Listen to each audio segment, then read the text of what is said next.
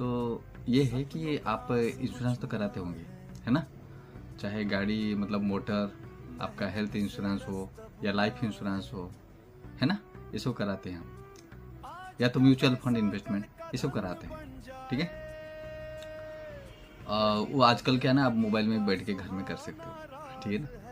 But आपको एक insurance जो एजेंट, जो सर्विस प्रोवाइडर क्यों ज़रूरत है? आप उसका सर्विस क्यों लेना मतलब लेना चाहिए? इसलिए लेना चाहिए क्योंकि आपको वो मतलब जो टर्म्स एंड कंडीशन सब कुछ वो एक्सप्लेन करता है, ठीक है, समझाता है वो। और मोर ओवर आपका ये एप्लीकेशन प्रोसेस करता है, और बस एप्लीकेशन प्रोसेस नहीं करता है, और जब क्लेम अराइज होता है इन दैट कंडीशन ऑल्सो वो आपको हेल्प करता है आपका क्लेम रिजोल्यूशन में।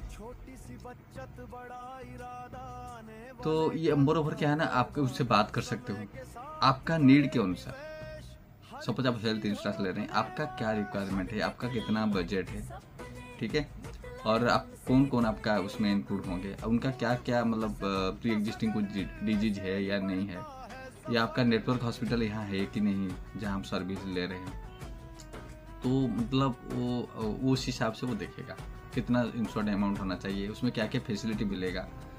तो वो सब क्या है ना, वो आपको वो बताएगा आपका नीड के हिसाब से।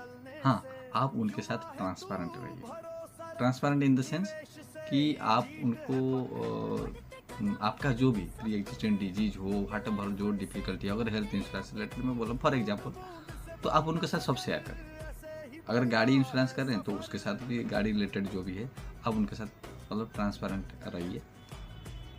हाँ, चाहे लाइफ इंश्योरेंस हो, कोई भी इंश्योरेंस हो, एनी काइंड ऑफ इंश्योरेंस, आप वो रिलेटेड टू दैट आप उनके साथ ट्रांसपेरेंसी मेंटेन कीजिए, सो दैट कि वो चीज़ को क्या है ना वो फॉरवर्ड करके जो इंश्योरेंस कंपनी के साथ शेयर करेंगे, सो दैट कि क्या है ना there will be transparency between this customer and this company, ठीक है?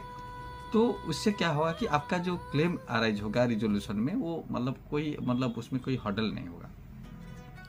उसमें ये केस नहीं होगा कि आप मतलब कंसीलमेंट ऑफ फैक्ट्स मतलब आप बताए नहीं थे, ठीक है, तो इसीलिए आप हम टर्न डाउन कर रहे हैं।